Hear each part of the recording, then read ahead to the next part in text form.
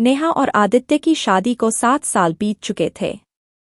दोनों का रिश्ता बहुत प्यार भरा था, लेकिन पिछले कुछ महीनों से आदित्य के व्यवहार में बदलाव ने नेहा को परेशान कर दिया था।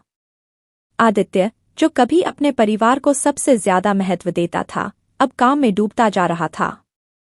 रातों को देर से घर आना, बातों में उदासी और फोन पर अनजान लोगों से लगातार बातचीत नेहा को शक में डाल रही थी।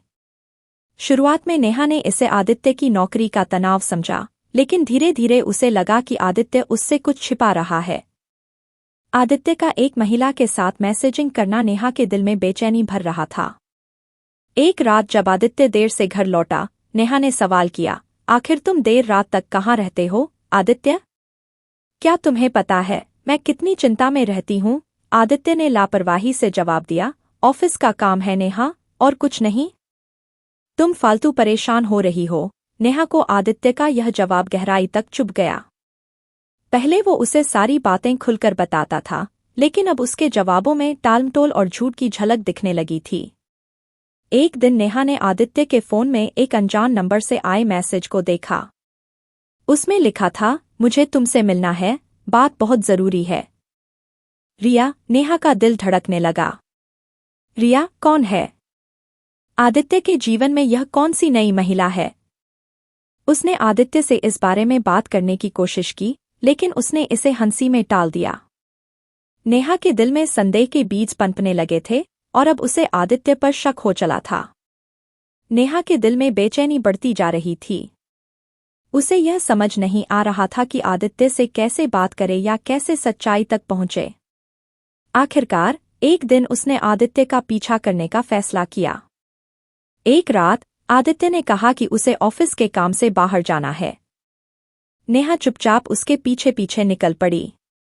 उसने देखा कि आदित्य अपने ऑफिस के रास्ते से हटकर शहर के एक पुराने इलाके की ओर जा रहा था। उसके दिल की धड़कन तेज हो गई।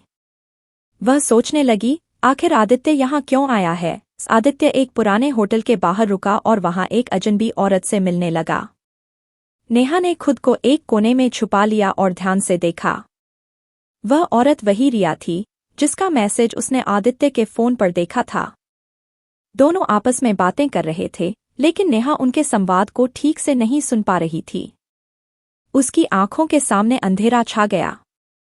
क्या आदित्य उसे धोखा दे रहा है? क्या वह किसी और के साथ रिश्ते में है? यह ख्याल नेहा के दिल को चीर रहा था, लेकिन उसने तुरंत कोई प्रतिक्रिया नहीं दी। नेहा ने अगले दिन आदित्य से सीधा सवाल किया, आखिर तुम उस औरत से क्यों मिल रहे थे? कौन है ये रिया? आदित्य चौंक गया। उसने तुरंत जवाब नहीं दिया, लेकिन फिर उसने कहा, तुम्हें गलतफहमी हो रही है नेहा। वह बस एक कलीग है, काम से मिलना पड़ा। इसमें कुछ भी गलत नहीं है। नेहा ने आदित्य के इस जवाब पर विश्वास नहीं किया। उसकी आंखों में आंसू थे। तुम मुझसे झूठ बोल रहे हो, आदित्य। तुम बदल गए हो। मैं जानती हूं कि कुछ तो गलत है। दोनों के बीच तनाव और बढ़ गया। आदित्य और नेहा अब हर छोटी बात पर बहस करने लगे थे। नेहा का शक दिन-ब-दिन गहरा होता जा रहा था। वह अब पूरी तरह से यकीन कर चुकी थी कि आदित्य उसे धोखा दे रहा है। नेहा ने सच्चाई जानने के लिए एक निजी जासूस हायर किया। जासूस ने आदित्य की हरकतों पर नजर रखना शुरू कर दिया। कुछ दिनों बाद जासूस ने नेहा को कुछ तस्वीरें भेजीं। इन तस्वीरों में आदित्य और रिया साथ थे। दोनों किसी अनजान जगह पर मिलते हुए दिख रहे थे। नेहा का शक अब यकीन में बदल गया था। उसका दिल टूट चुका था। वह सोचने लगी कि अब उसका रिश्ता खत्म हो जाएगा। उसे नहीं पता था कि वह अब क्या करे। वह आदित्य से प्यार करती थी, लेकिन अब उसे अपने पति पर विश्वास नहीं रहा। एक दिन नेहा को एक अनजान नंबर से फोन आया। दूसरी तरफ से रिया बोल रही थी। उसने नेहा से मिलने की गुजारिश की।